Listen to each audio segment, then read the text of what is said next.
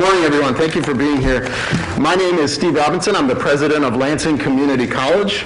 And on behalf of our Board of Trustees, it's my pleasure to welcome you to the Michigan Room on the downtown campus of Lansing Community College. We're excited and honored to host Governor Whitmer, her team, and the Lansing Regional Chamber of Commerce for this state budget roundtable. And as the Chamber's invitation noted, LCC still does have an indoor mask requirement, so we appreciate you observing our college's COVID protocols. Thank you. With that, it's my real pleasure to introduce Tim Dayton. Thank you, Dr. Robinson, and good morning. And thank you to you and your LCC team for hosting us this morning. Kelly and the team here did a great job, and it's wonderful to be back in this room, that's for sure. So it's been far too long.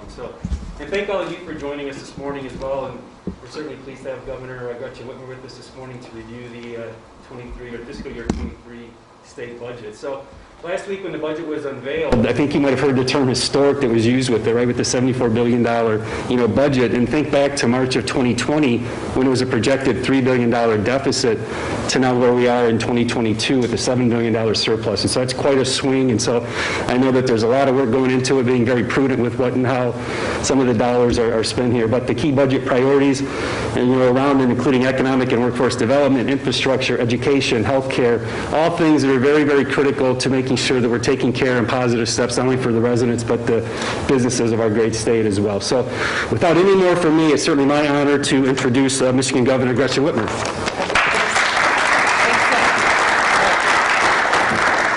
Well, thank you. I'm really glad to be here with all of you today, many members of the Lansing Chamber as well as members of the Capitol Press Corps. Glad to see all of you. And Tim, thank you for hosting this, and Dr. Robinson, thank you for hosting as well. So today I am here to talk about the budget proposal for the next fiscal year.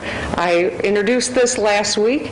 As always happens every year, the governor introduces the budget and then the legislature starts their work debating, picking apart the budget, and then we'll negotiate and get something across the finish line. Earlier, the better, as far as I know, we're all concerned. So I want to overview some of the top lines of this budget. It is historic. It's a opportunity for our state to make some long overdue investments. And if we're strategic about it, it will put us on a long-term path to economic prosperity in Michigan for every community and every person in the state. So what this budget does is it really is focused on solving problems. This is based on input from the business community, based on input from stakeholders all across our state, parents, educators. This is something that really, I think, reveals that we're intent on delivering on the issues that matter most to Michigan families. It is balanced. In fact, not only is it balanced, but it makes an additional deposit into our rainy day fund, which is what credit rating agencies look for, and gives us the ability to do more with our taxpayer dollars. And not only does it not raise taxes, it builds in a tax break for seniors and working families in this budget.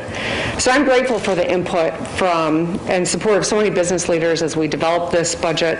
Some of the proposals I'm announcing today build off the Michigan New Economy Plan, which we worked together on when it was rolled out last fall on Mackinac Island for the Mackinac Policy Conference. And I want to specifically thank the business community for all of your work helping us sharpen our economic development toolbox. The knock on Michigan prior to this fall was that we didn't have the same tools other states had. We moved too slowly, and it was dysfunctional in the state capital. We turned that on its head. By working together, we were able to create the economic toolbox that we need to compete. We moved quickly, and we moved in a bipartisan fashion, and so I think we are not only seeing some of the fruit of that labor, but we're on the precipice of really some dynamic, transformative investments in the state of Michigan. It's an exciting moment. Recently, as in like an hour ago, I signed a bipartisan supplemental bill that invests federal funds to deliver on our shared goal to keep students safe and learning in person. Also gives us the ability to recruit and retain more healthcare workers, something that I know this community understands the great importance of.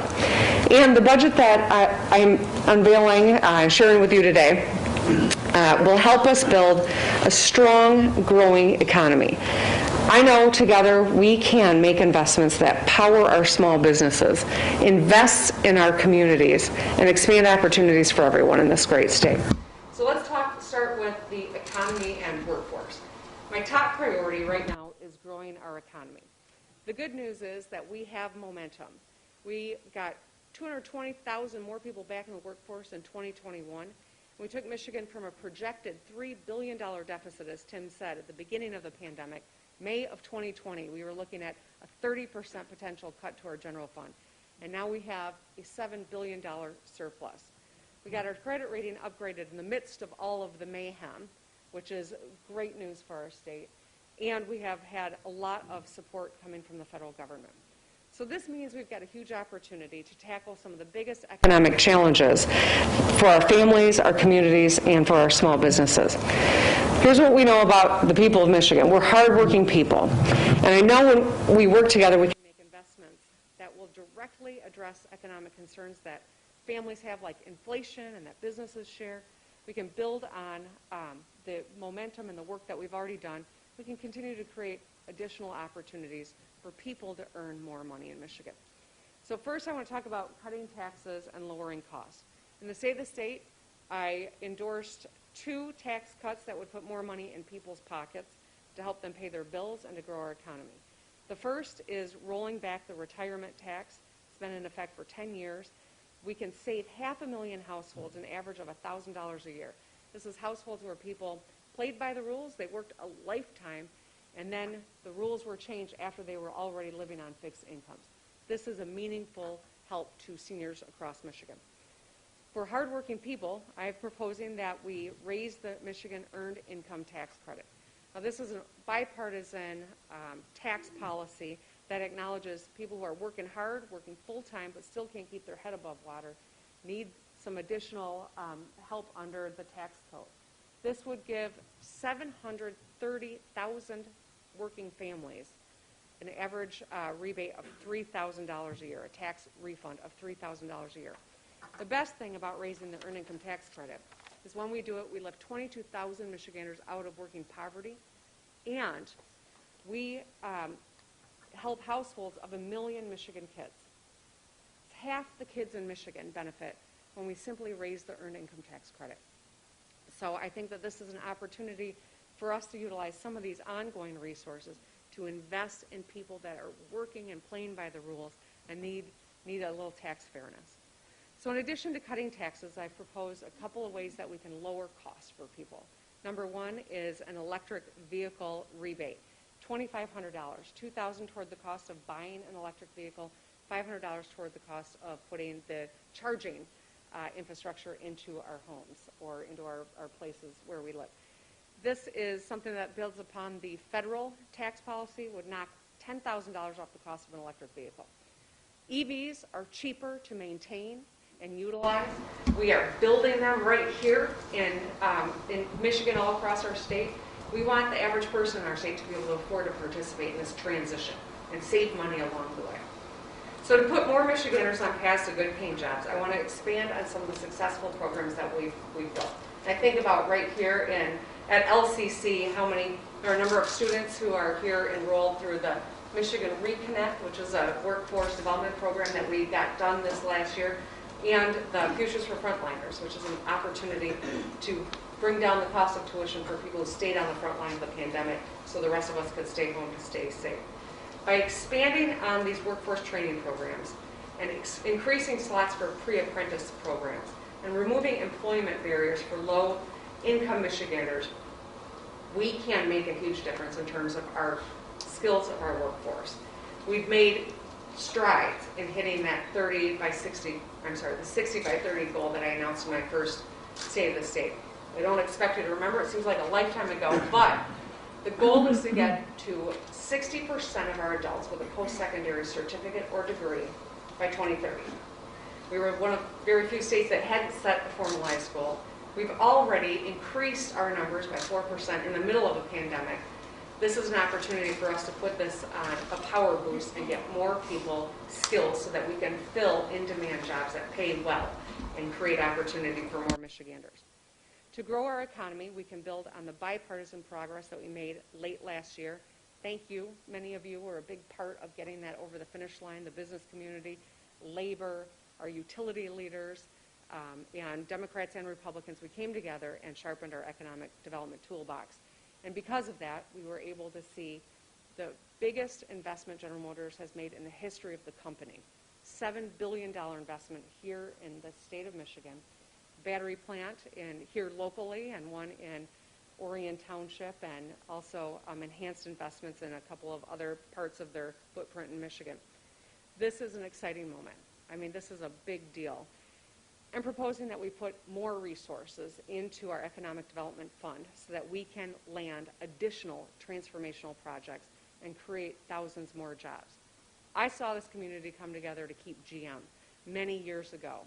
This is our moment to continue that spirit of problem solving and making sure the world knows Michigan's not only open for business, we're the place to do business. So I'm also proposing that we invest more resources right here in Lansing, funding small businesses and housing in downtown areas that have been disproportionately impacted by the pandemic.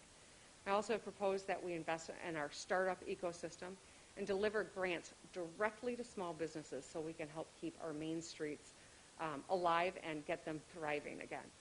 So cutting permit times by hiring more oversight staff so we can safely speed up big projects is a part of our goal as well, and that's reflected in this budget. And finally, this budget puts more money in workers' pockets too. We know we're hardworking people, and a good paying job is more than just being able to take care of a family. It is about respect. And that's why I'm proposing bonuses for our first responders. Whether it's Lansing Fire, or it is the teachers that show up for work every day, or it's grocery store workers that kept our store shelves stocked while the rest of us were staying home to stay safe. We have the ability to acknowledge that hard work and to show them the respect and support that I think they deserve. Michiganders have been working hard long before the pandemic, through the pandemic, and that will continue. We know that these particular public servants, they need to be acknowledged for the hard work that they have done, and we need to build their ranks so that all the vacancies in fire departments or police departments across our state, as two examples, don't go unfilled. That inures to all of our benefit. All right, let's talk about education. This budget is really, I think, an opportunity for us to address a lot of needs in our education space. It represents the biggest state education increase in 20 years, without raising taxes, by the way. We're putting $1 billion, that's with a B, $1 billion into school infrastructure over the next few years. Now, these are dollars that can be used to improve air and water quality in schools, build or renovate classrooms, computer labs, common areas, and of course, creating good paying jobs along the way. To recognize school staff, we've seen a lot of attrition in school staff before the pandemic, but that's absolutely grown during the pandemic. We need to entice our teachers to stick with our kids and not leave the profession. So we are proposing $2,000 bonus for every single school employee, another $2,000 when they return next fall. This is important so that we can retain these incredible, team that educates our kids across Michigan. I've also proposed additional bonuses up to $11,000 for teachers and certified staff, like school social workers and nurses. They stick with their district for 4 years, they're going to get $11,000 incentive bonuses. And parents know the person in front of their class, their kids' class, really is crucial. We need to recruit and retain thousands of top-notch educators for every classroom in Michigan. So that is reflected in this budget as well. And finally, I have proposed that we continue piloting our TriShare program. Those of you who aren't familiar with TriShare, this is an opportunity for employers to partner with the state and their employees and each pick up a third of the cost of child care. We are seeing great strides being made in terms of providing child care because of the investments that we've made. This is another way to help working families get back into the workforce. So let's talk about infrastructure. You wouldn't even know who I was if I didn't talk about infrastructure, right? So, the Since taking office, we have repaired, rebuilt, or rehabilitated over 13,000 lane miles across Michigan, over 900 bridges, supported 82,000 jobs in the process. We've made a lot of progress, but there's still a lot more to do. We will be receiving billions of dollars over the next 5 years from the Infrastructure Investment Act that happened in Washington, D.C. I set up the Michigan Infrastructure Office to help coordinate these dollars and make sure that we're leveraging every penny to the greatest benefit of Michigan taxpayers. I know together we can invest in key projects and uplift local economies. This year, I have proposed that we spend $6.3 billion in state and local roads, bridges, airports, transit, and rail programs. This represents the largest transportation investment in Michigan history. It's $1 billion more than last year because we've got all these federal resources that will be coming to Michigan. We can also be prepared for all of these 500-year flooding events that are happening more and more frequently. So freeway flooding, like we saw last summer in parts of our state. When we enhance generators at water pumping stations, we can keep our roads clear as we do the long-term solution, which is rebuilding. And I'm proposing that we use federal funds to install more electric vehicle chargers across the state and improve our much beloved state and local parks. Healthy communities. This budget includes investments to improve our overall health of our families and communities across Michigan. So, first, I have proposed that we improve access to dental services for 3 million Michiganders who are covered by Medicaid and Healthy Michigan plans. This will lower their risk of long-term health conditions, prevent life-threatening infections, alleviate persistent pain, and help them succeed at work and school and be safer and more comfortable. Also, I propose that we build a new psychiatric complex and expand access to behavioral health services by forgiving student loans of more mental health professionals. This pandemic has taken a toll on every one of us. But for people who had mental health struggles prior to the pandemic, it's been exponentially worse over the last 2 years. Every one of us is carrying the stress of the last 2 years. We've got to invest in our mental health. It's as important as our physical health, and that is reflected in this budget as well. And finally, I want to talk about public safety. This budget has investments to keep families and communities safe. I'm proposing that we fund local communities to help them hire more local police officers, firefighters, EMS, and more, and helping us recruit and retain more state troopers in particular, but that goes for all local first responders. And propose that we address a wide array of crime, including cybercrime, which is an incredible threat that we're all confronting, price gouging and unemployment fraud, and use federal funds to tackle the backlog in our court system and get illegal guns off the street.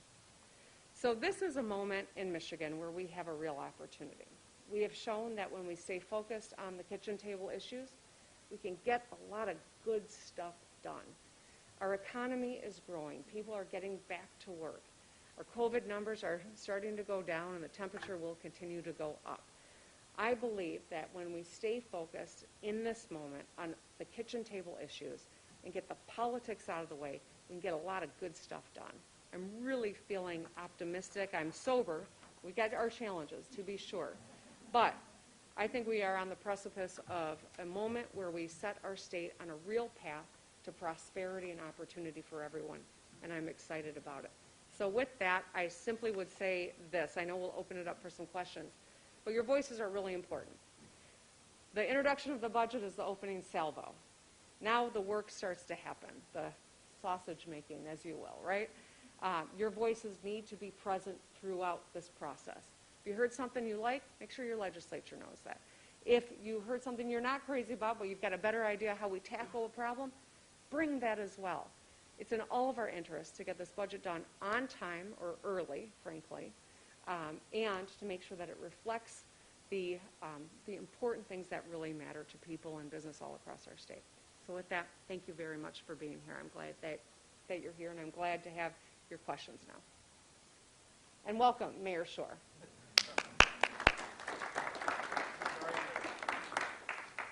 Yes. I'm Ben Balkin with TriStar Trust and the Lansing Chamber Policy Committee. Thank you for your time, Governor Whitmer, and thank you for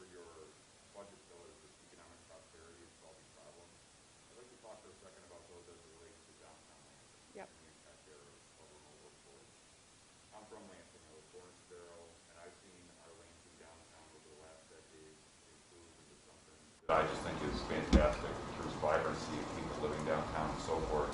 But those businesses still rely on state government workforce, and as well as like families with properties and homes that are downtown. So with regard to economic prosperity and solving problems, what are your thoughts on the future of Lansing's downtown and specifically state workforce? Yeah.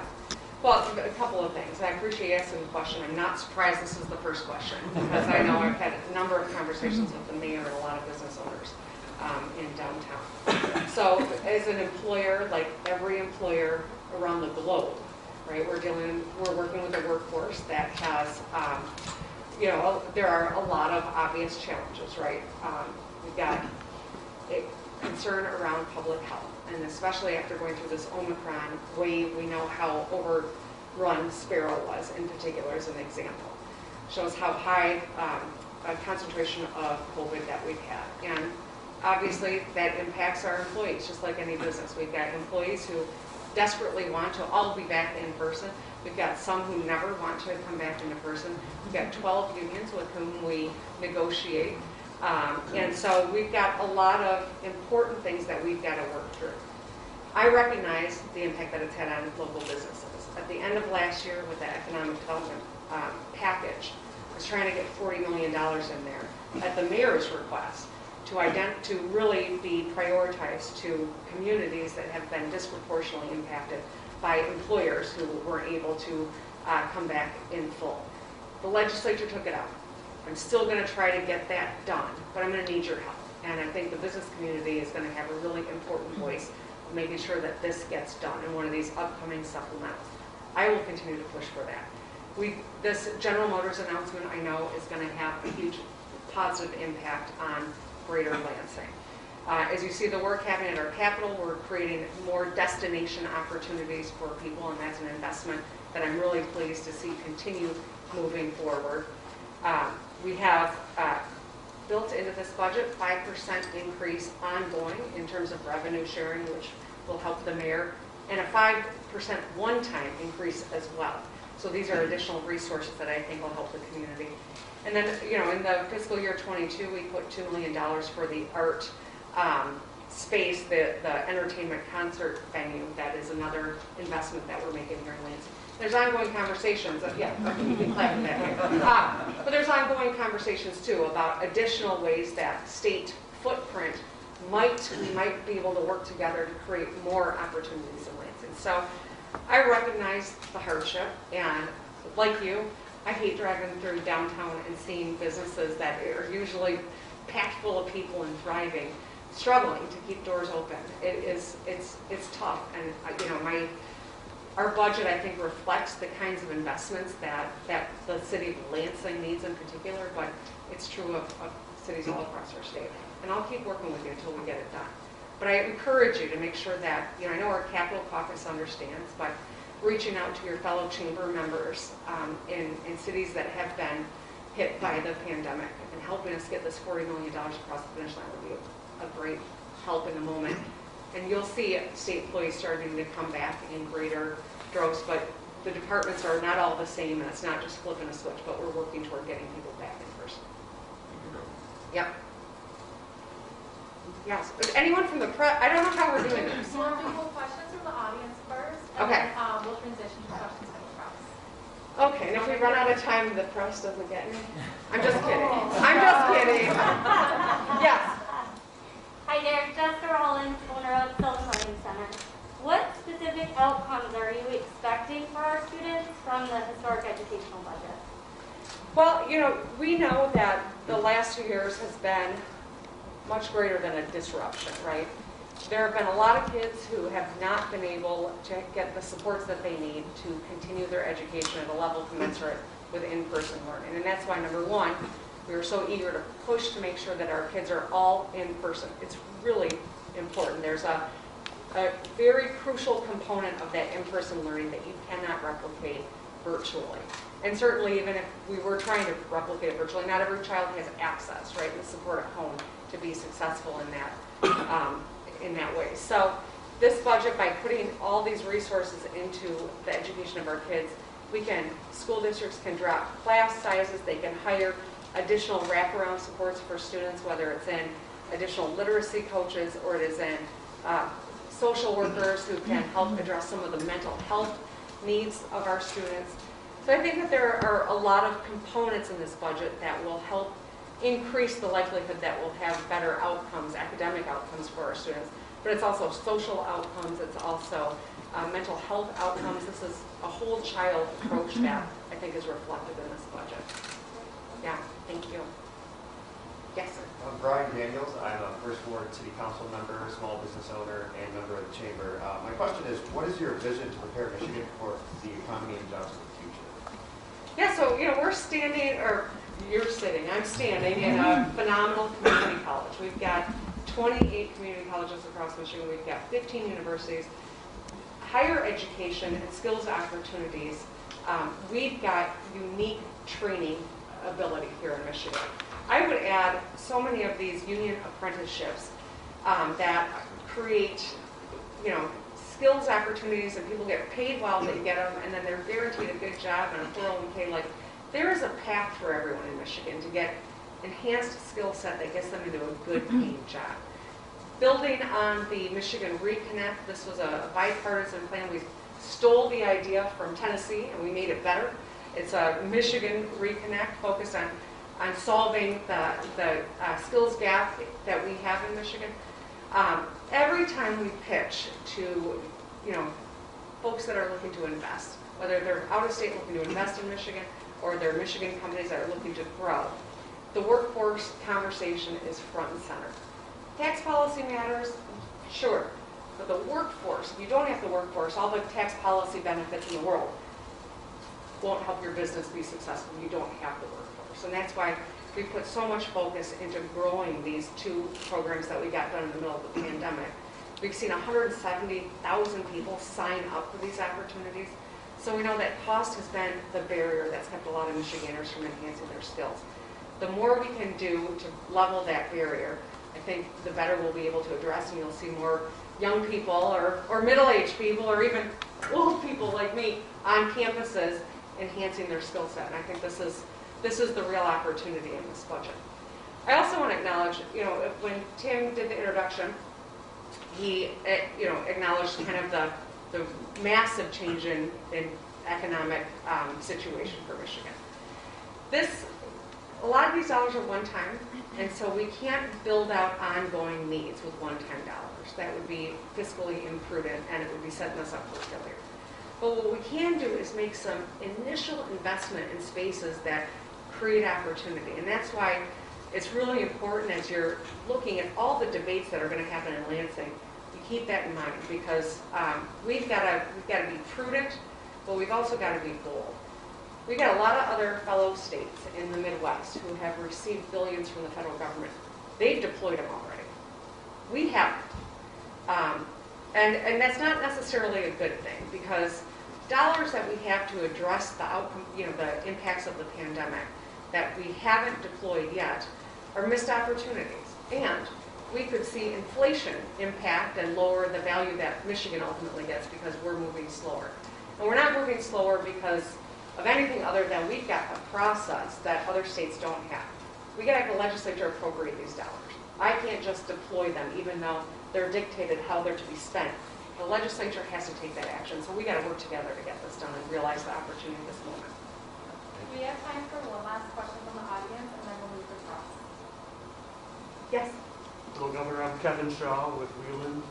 We're a construction firm headquartered here in Lansing. Can you just talk about what has been the Republican reaction in terms of should there be corresponding tax cuts or income tax or business tax cuts, or perhaps it would be your opinion that these would be precluded by what you were just talking about with how these surplus funds or these federal funds have been appropriated? What is your reaction to that? Yeah, absolutely. So our state budget director will frequently remind everyone that these federal dollars, we have flexibility, but not discretion.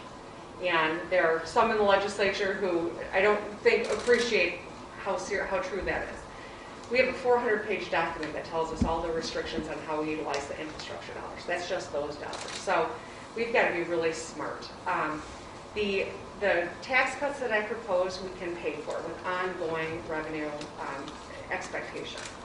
The $2.5 billion tax cut that the Senate passed yesterday, I don't believe is sustainable and would undermine our ability to fund things like education and infrastructure and public safety. And so any policy is going to have to be negotiated with the budget because you have to show me that we're going to be able to afford this long term. I think what we need to do is we grow this economy and make sure that there is real opportunity and a long-term path forward to prosperity is to be really strategic. And I believe that the budget reflects that. There will be lots of ideas out of the legislature, and I don't know what they all are going to be. Some will be great ideas, and I'll look forward to working with the legislature. But ultimately, we've got to be really shrewd, whether it's in your business or in your household, right? There are a lot of things that are necessities to our long-term prosperity, and that's what we got to stay tethered to. All Thank right. you. We'll open up to questions from the press. All right, Kyle. Yeah, Governor, I know you mentioned the governor's tax cut yesterday, but do you see a broad-based tax cut as even being an option in this budget? This one you said was unsustainable, but what about a smaller one? Is that even something you'd consider? So, Kyle, I think, we're going to have those negotiations ultimately. But at this juncture, a small amount of money that goes to every single person as opposed to a strategic break for people that were forced, to change their whole lifestyle to just be able to keep their head above water, like our seniors and our people that are working and at the lower end of the socioeconomic spectrum, I think would not make a lot of sense. It would not have a meaningful improvement in the quality of life of people that we know are struggling in this moment. Nice catch, Eric. I saw you. What was that? The microphone flew off your That was my phone. Okay. Well, then I'll let you ask the next question. We were talking about the supplementals and other plans coming down. How do you prioritize what you want in this budget and every year compared to these billions of dollars that we're going to have later being supplemented? It's a good question. It's a hard one to answer, and it's a hard thing, I think, for anyone to appreciate. In this moment, we've got some federal resources that we already have that are one-time. We have a state surplus that is projected to be ongoing. We have additional federal resources that are coming that are projected to be one-time. And so when we wrote the budget, we knew that it would be incredibly confusing because we're negotiating supplementals as we're working on the next year's budget. So I'm going to stay focused on the kitchen table issues, Eric, whether it is in the ongoing budget that will get negotiated, that will be fiscal year 23, which is what I just introduced, or it is these supplementals for federal dollars that we're still sitting on and haven't deployed yet, or it is the anticipated dollars that are going to be coming into Michigan later this spring on infrastructure. So, they all work together even though they're not all the same. I don't know if I answered your question, but that's what I have to do. Yeah, Paul. Thanks, Governor.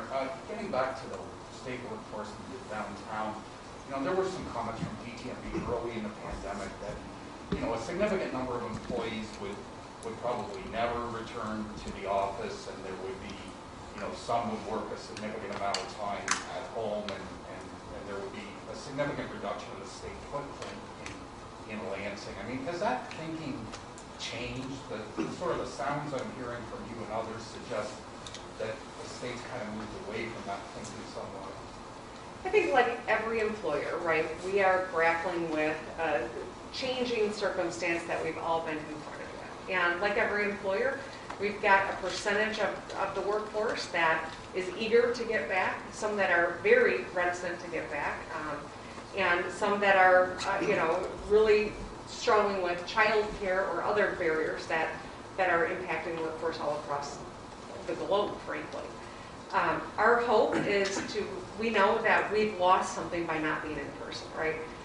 We've been very good, I think, at transitioning to virtual. I think everyone's had to try to figure out how to be nimble in this moment. But there are those intangible ways that you share information, you know what's going on in an organization that you can't have if you're going from virtual meeting to virtual meeting. And so some departments have had greater efficiencies, others have struggled. It's been a very different experience amongst different departments in state government, and probably true in every business. But the fact of the matter is, we're eager to get more people back in person when we feel like we can safely do so and get the buy-in from the workforce to do that as well. We have time for one last question. Governor, you mentioned that there's this large pot of relief for downtowns in terms of trying to encourage people in Lansing to help push that over the finish line. But do you think because Lansing is the seat of state government, because the state has canceled a number of leases downtown, a whole lot of square footage, that the state owes some specific help to Lansing as opposed to other communities around the state? I believe that as, you know, are we the largest employer in Lansing, Andy? Third. As the third largest employer in Lansing, that, yeah, we do have a special relationship with the city of Lansing, absolutely. And that's why when the mayor said, let's try to get some more resources for downtowns that have been disproportionately impacted by big employers not being able to resume in person, that we built that into the budget. And that's why I thought that was the right thing to do. We tried to get it done in this past fall, but the legislature took it out. I'd love to see that happen, and it's really an important thing. This is a great city. There are a lot of great things that are happening, and I think it's important to recognize that it's in all of our vested interest to make sure that the city can thrive. Can I comment on it? Absolutely, come on up. Sorry, this isn't my press conference, but I will say the governor has been very involved in this from the beginning. We had a conversation several months ago on a Saturday morning, actually, and we talked about that. And her staff has been very involved. I talked to Trish Foster yesterday, talking about a lot of this. Quentin Messer has been very involved. So in terms of getting resources to the city, whether it's the budget, which we are talking to the governor about, to the Senator Hertel, whether it's money for the downtown, whether it's other projects. They did give us some money last year. The administration has been very open to these conversations. Again, whether it's MEDC, whether there's some RAP grants, revitalization, placemaking grants that are coming out. So we've had some fairly in-depth conversations with the administration at the top levels. And they've been great to work with. So I do want everyone to reflect that. I know they've got to look at the whole state, but what you said is my pitch, right? That this is when they cancel leases and when they have people stay home for safety reasons, we still need that assistance. But the governor has been very open from the very beginning to having these conversations with her staff. All right. Well, thank you, everybody. Good to see you. And I look forward to hearing your voices, being an active role as we get this budget done. So, thank you.